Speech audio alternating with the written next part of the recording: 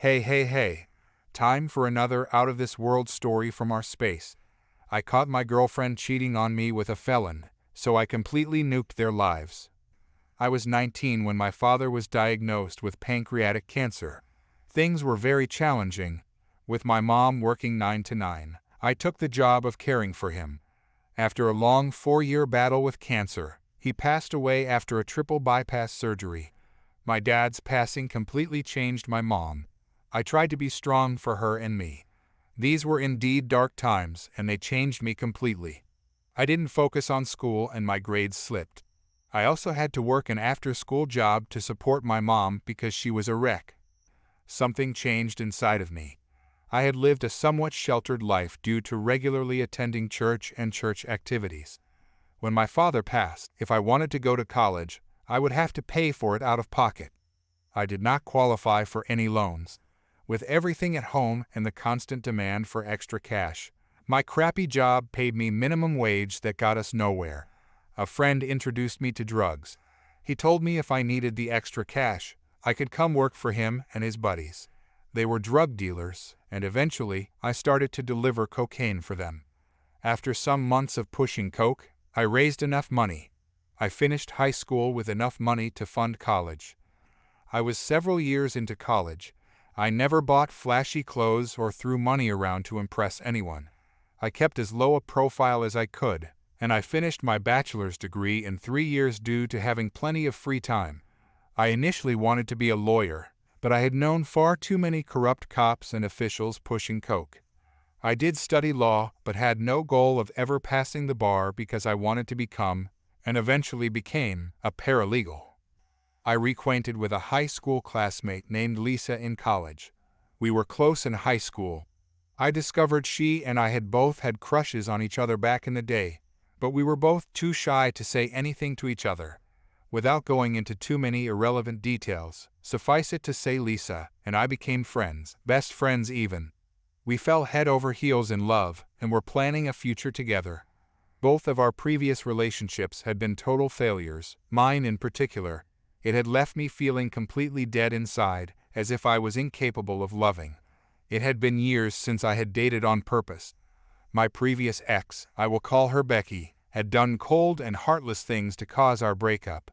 I was good to her, saving her from an abusive relationship, never abusing her, and teaching her that no human deserves to be used. But she left me broken and in shambles. Finding Lisa gave me hope, but it also made me recognize that every relationship before her had failed me. Lisa was the love of my life. We were meant to be together. We took it slowly at first. 2 years passed, and I opened more and more to her. I told her what had happened with Becky, my dad, and all. She sympathized with me, and she was very empathetic. We started sleeping together and eventually became a couple. She seemed to appreciate that I actually listened, spoke honestly, and was protective of her. She said she loved me, and I admitted that I loved her. I never told her how I'd paid for college or the things I'd seen or done. She didn't need to know. I was afraid it would ruin things with her. We loved each other and already had plans to start a family. A few months later, disaster struck. My mother had a terrible accident. She was crushed by a large shelving unit. It was pretty bad. She was taken to the hospital by the neighbors who found her. She had to undergo some medical tests. She sustained many injuries and a few broken bones. It was discovered that my mom had a leaking heart valve. The tests were to see if they could repair the valve. A week later, we got the good news that the valve could be replaced. But we also got bad news. During the tests, they identified 5 small masses in and around her left kidney with a high probability that the masses were tumors and malignant. The doctors did a biopsy to confirm. She did, in fact, have renal kidney cancer. She began treatment, and I knew I had to stay focused on my mother. Things had been going great with Lisa. We had moved in together. It was a town about 30 miles from my mom's.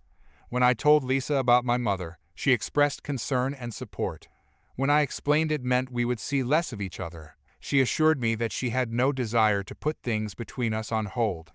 She said she wanted to be there for me in no other way than as emotional support. I urged Lisa that if she decided she wanted to take a break, or thought she might be interested in anyone she met, to say so to me and I would understand. She assured me that she cherished me and that nobody could ever take my place. My mom started chemo. Initially, the chemotherapy seemed to have none of the horrible side effects. It was well into her second month before she noticed weakness and a loss of appetite. I talked to and texted Lisa multiple times per day, every day. She would message me asking how my mom was doing as soon as she woke up each morning, and we often spent hours before falling asleep talking and telling each other how much we were missed. We got to see and spend the night together about every 2 weeks, but everything seemed fine when we did. My mom's condition worsened, so I told Lisa that she could go out with friends and enjoy life as summer began. I knew Lisa would enjoy going to outdoor activities even without me. My mom's failing health that summer meant no fun in the sun for me. Lisa would go out with friends and I enjoyed hearing about the silly things she and her friends did. I was genuinely glad she wasn't a shut-in over issues in my life. She always expressed concern and sadness when I told her what was happening with my mom. The chemo was killing the cancer cell. However, she was growing frailer and frailer. I realized cancer was no longer destroying my mother. The medicine was. I needed to take a break, so a group of my mom's friends came to sit with her to give me a little free time on my own. I called Lisa as I was nearing her town. She gave me the address of where she and her friends were to meet them. When I arrived, I saw most of her friends, whom I'd already met. As I made my way through the house to the back deck, I saw a guy sitting close to Lisa. They were both laughing and cutting up with other friends. She introduced me as her boyfriend to the guy we will call Jake. He gave me a firm handshake and said, "I'm happy to meet you." I acted politely towards him. I don't think Lisa realized I felt something was fishy with Jake right away. I'm sure many people have a gut feeling when encountering someone suspicious. Because of my criminal activity many years ago, I guess it takes one to know one. My instinct told me there was something shady about Jake. I knew he was new to their group of friends. None of them, including Lisa, had known him longer than a couple of months. To be clear, what I was experiencing at the time was not jealousy. As I now realize, Lisa had many male friends, all of whom I genuinely liked. But there was something I sensed about Jake that made me a bit skeptical about his character. I tried to ignore it, writing the feeling off as mere jealousy. I began to talk with Lisa and her friends, trying to put my mind at ease. I monitored Jake from afar and interacted with him warmly. Lisa and I stayed at her place that night before I had to leave and head home. Over the next several weeks, my mother's condition began to worsen. Still, Lisa and I spoke and texted throughout the day, every day.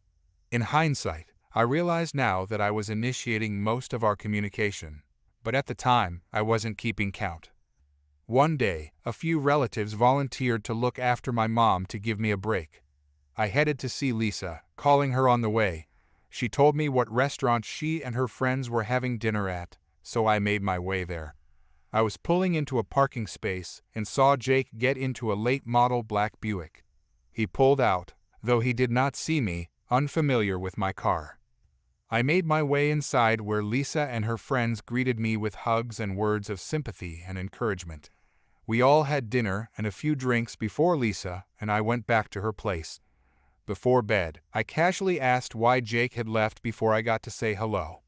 Lisa stated she had no idea and didn't know if Jake had even been at the restaurant. The restaurant we'd eaten at was in a strip mall with several other businesses. I thought perhaps he had come out of one of those stores, and neither Lisa nor her friends had seen him. At any rate, I again stayed with her that night before heading back to my place about noon the next day. My mother became critically ill and had to be transported to the hospital by ambulance. She had pneumonia and was extremely weak due to the chemo and susceptible to many ailments. For 3 weeks, she was hospitalized. They gave her many medications via Enroman 4, but her condition worsened each day. It wasn't good seeing her like that. The doctors finally informed me she had at most a week or so to live. I knew she would not want to leave this earth in that gloomy hospital room, so the staff arranged to bring her home and help me make her last few days as peaceful as possible.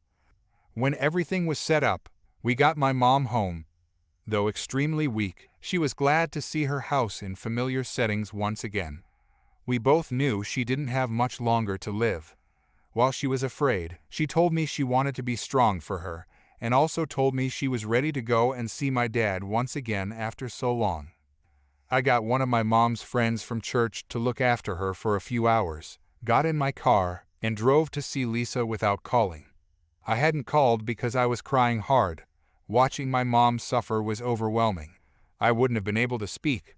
When I arrived at Lisa's house, I saw a black Buick parked behind her car. I didn't think anything of it as I was focused on soon losing my dear mother. I used the key she had given me to enter the kitchen as we always did. I heard music playing as soon as the door opened, but I didn't think much of it because I didn't see anyone in the living room or on the back porch. As I walked down the hallway toward her bedroom, I heard noises coming from inside. I paused, then reached for the door handle. I stopped. I realized the sounds I heard were sexual. My heart sank even further as I pulled back my hand, not wanting to draw attention.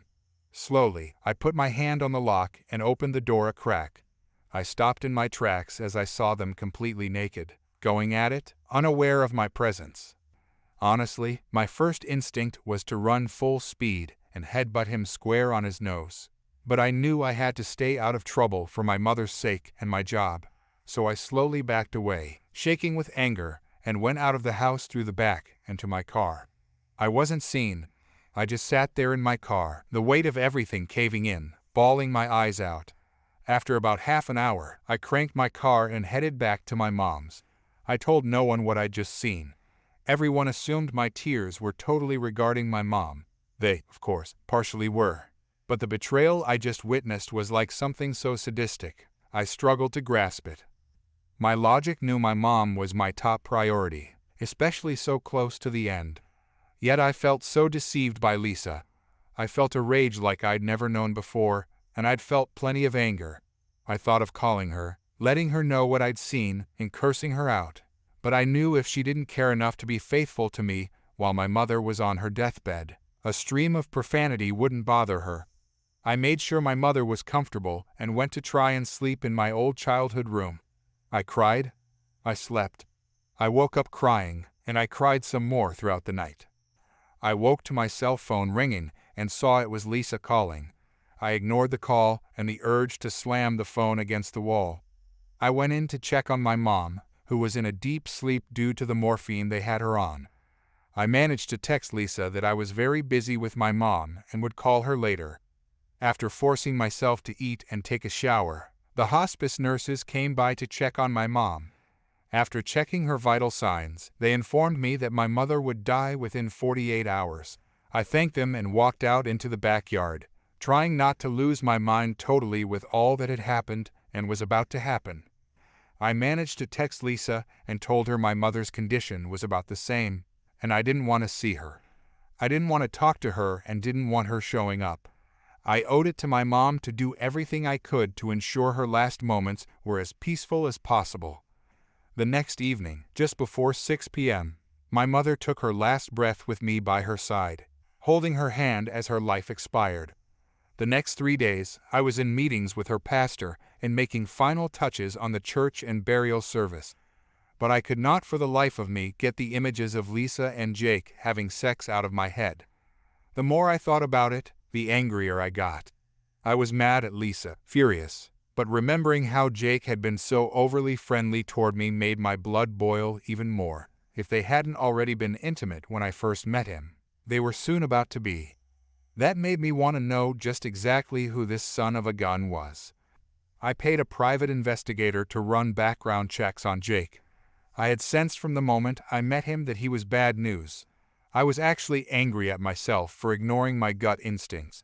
The Pi, a friend from the firm I worked for, got back to me after a week with a file on Jake. There were mugshots of Jake from many years before. I was once arrested and have done some despicable things in my life. I've known people who have done horrible things intentionally and under the influence of various drugs and substances. Still, Jake had a long rap sheet for various crimes. Several DUIs, reckless driving, receiving stolen goods, breaking and entering. Drug arrests were listed as they moved down through his record, and the arrests got more atrocious. I discovered Jake had been out of prison on early probation for approximately 2 years after serving 10 years. When I saw the charges included the sexual exploitation of a minor and a host of other sexual offenses, I admit I was disgusted. Lisa had betrayed me, which hurt enough. The knowledge she may have risked exposing me to God only knew what diseases that Felon had gotten as a sex predator, and then eventually in prison, made me feel physically ill. I doubted Lisa had any idea who she was involved with behind my back. She had a naive, trusting nature that had given her issues before, but never like this. I had no doubt anyone who knew of Jake's record would have considered him a vile creature. He should never have been let out of prison. But I had my mom's funeral to focus on and had to pull myself together. By the time her funeral was over and everyone had left, I was exhausted and mentally spent. As I put my head on the pillow and should have tried to sleep, Lisa called, not knowing my mom had passed or that I knew what she had been up to. She'd been texting and calling much less in the days before my discovery and after. I answered the phone and tried my best to sound as glad to hear from her as I could. I didn't let on anything had changed with my mom's status, nor that I knew about her and Jake or what I knew about Jake. I let her do most of the talking and internalized every word I knew to be a lie, as if I totally believed her and appreciated her false sympathy. When she claimed she missed me, as we said goodbye, I lied and told her the same. But in all honesty, at that moment, if she had dropped dead, I would not have cared in the least. I had a few weeks off from work with bereavement. I knew things with Lisa were over and done with, but part of me couldn't help but struggle with how cruelly she had treated me, intentionally or not. I was glad to know the truth about her and Jake before any further lies and betrayal could occur, but I felt what both of them had done to me at a time when I was struggling to keep it together was just flat out wrong. I wanted revenge. I wanted to destroy both of their lives and yet never let either know I had any part of it. I called my Human Resources department and filled out the necessary Family Medical Leave Act paperwork to stay out longer than my given 2 weeks. I honestly had no reason to worry about getting fired, but I took the legal route and had enough to pay my bills for half a year or more if necessary. I needed to have my revenge on Jake. It was quite easy, as he was on parole and a felon. Even a minor charge would get him sent back to prison to finish his original sentence. But I didn't want him to just have to finish out his original sentence. I wanted new charges that would bring him so much time behind bars he'd never see freedom again. I'd met his parole officer on many occasions, and she knew me well enough that if I had called, she would have investigated Jake's felonies. With a record like that, I knew he'd have difficulty gaining employment. If he had a job, I had my doubts he was gainfully employed in something legal to be able to afford a new Buick and insurance. I parked down the street from Lisa's in a car she would not be familiar with. I saw Jake's Buick in her driveway. I sat in silence and waited. It was around 2 a.m. when I heard him start his engine before pulling off from her driveway. I casually followed him, not wanting him to suspect he was being followed. It was time I did some digging of my own. Maintaining a reasonable distance, I followed him to a cruddy-looking house in a below-average part of Lisa's town. His car was parked, and he'd already gone inside. I wrote down the license plate number and parked on the street. I slept several hours in view of his house. After seeing no activity, I slept. At about 8 in the morning, I got out of the car and bought some breakfast. Throughout the day, it was easy to tell whether Jake had a large group of friends who saw no reason to stay and talk for long, or he was dealing with a highly addictive substance such as cocaine, heroin, or meth. After a few hours, many customers returned for more of the narcotics he was obviously selling. I took photos of the cars that stopped by, along with some video. I went back each day at about the same time to document the continuing activity. I also observed each night at about 6 p.m. When I knew Lisa was getting off work, he would leave. I trailed him each night to see him meet Lisa at a restaurant or go straight to her house. I had major doubts she'd ever been to his house, at least not that house. I had enough evidence to turn into the local police. but I decided to document his activities one more day, as I knew he hadn't been out to get more drugs to sell. That last day I staked out his house around 3 p.m. People stopped coming by, which was unusual. I sat and observed when about 30 minutes later, a large black Cadillac Escalade pulled into his driveway. I had usually seen no more than one person get out of a vehicle to go into his house. This time I observed 3 large males exit the vehicle and open the back door to escort a middle-aged man inside. They stayed in Jake's house for over 2 hours, which absolutely nobody had been doing. I was fairly certain the middle-aged man was his source for the drugs he was selling. I drove by, taking a picture of the Escalade's license tag. At home, I downloaded the photos and videos I'd taken of Jake's activity to my computer. I made a detailed report citing the activity from the 4 days I'd observed what was going on. When finished, I printed out 38 pages of photos of people heading for Jake's door to buy drugs. I saved all video of the activity I'd recorded to a SIM card and placed it in a small plastic box for safekeeping. I knew it wouldn't take much to convince the police of what Jake was up to. I was giving the cops actual admissible evidence with times and dates stamped on each photo and video, but I wanted to put so much heat on him that the police would be the least of his worries. The next morning, I went by the town's police station in Lisa's town. I calmly walked in requesting to speak with someone in their narcotics division. A uniformed officer came out from the office section. I shook his hand and handed him one of my business cards. He stared at the card for several seconds and asked 2 of the lawyers in the firm I worked for about me. The cop knew the business card carried quite a bit of clout, even if I never passed the bar exam. I told him I had some information he might want to look at. The detective happily led me back to a conference room where we made small talk about mutual acquaintances, but soon I pushed a folder of paperwork and the box with the SIM card across the table toward him. Listed on the first page was Jake's first name, date of birth, criminal record, and parole officer. The detective examined the photos, and I sat quietly as he did. By the expressions on his face, he realized he'd been given information that could easily lead to an arrest warrant for Jake. But he must have also imagined how much narcotics those arrests could get off the street, potential promotions, and other positives. He thanked me for the evidence and placed the folder back down on the table. He asked me if I would be willing to testify. I explained the damning evidence was so I wouldn't have to. He smiled and casually asked if there was anything I needed. I explained that I felt Jake had been let out of prison far too soon. It was apparent he had not been rehabilitated and deserved to go back to jail for much longer. The detective agreed, but again asked what I wanted in exchange for the information. I pulled out a photo of the black Escalade with a license plate number and pushed it toward him. I asked him to write the tag number down for his own benefit. I explained the owner of the Escalade might be an even bigger drug dealer. I reaffirmed I wanted my name kept out of any police or court reports. He agreed. I then lied and said my firm was representing someone who may have been set up by the owner of the Escalade.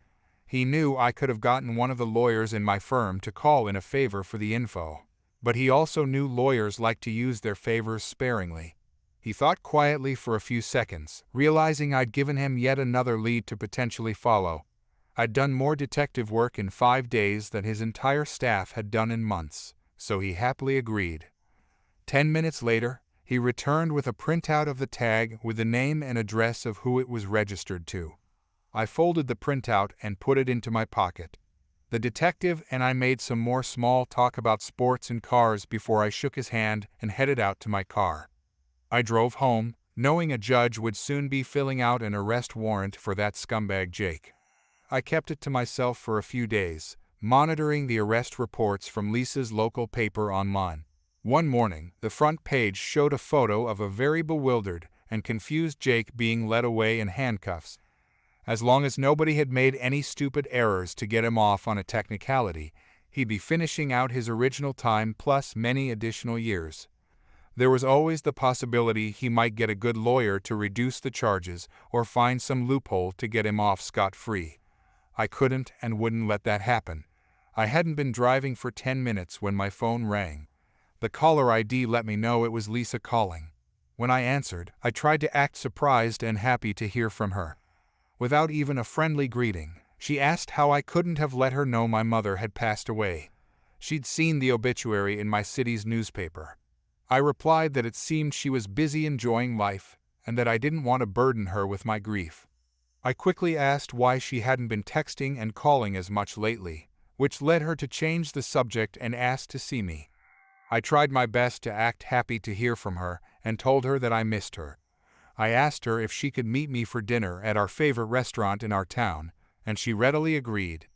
Since Jake was no longer around to keep time with, she was glad to have me back to fill in the void. I showed up to dinner with a smile and a long hug, trying to control the urge to break her spine in half. I was surprised she didn't say anything when I avoided kissing her. I'm sure she assumed in my grief that romance wasn't something I'd had in my mind much. I just had a very good idea what her mouth had been doing, and I didn't want Jake's prison germs on me. We sat at the bar and ordered 2 drinks from our favorite bartender. He knew us as a couple because we always tipped very well. When our drinks arrived, I excused myself to the restroom and typed a short message out on my phone that read, "Make my drinks with no alcohol and make hers doubles."